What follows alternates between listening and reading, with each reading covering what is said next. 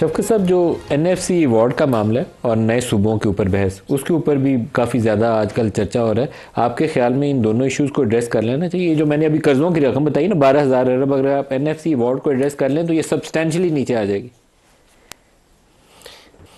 देखें जी, NFC award एक लंबी उस पर हुई थी बातचीत, और उसके बाद ये जो हिस्सा है सूबों का, ये तय हुआ था।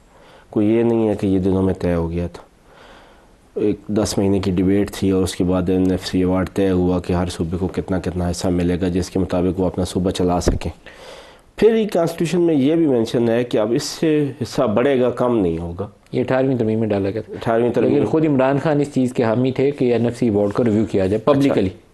मैं रुकेश कहता हूँ, अब कोई या तो इतनी मजबूरी बताए गवर्नमेंट के, वो सूबे फिर कैसे चलेंगे? अगर ये NFC रिव्यू करते हैं तो क्या सूबे फिर ज़्यादा टैक्स लगाएंगे आवाम पर?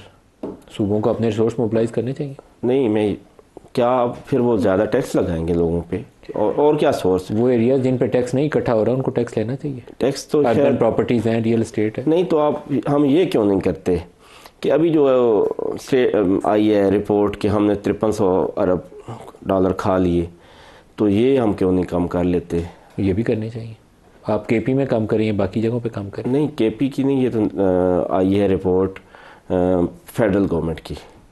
KP में भी होनी चाहिए, हर जगह पे होनी चाहिए। अगर KP में करप्शन हो तो क्या वो करप्शन नहीं है?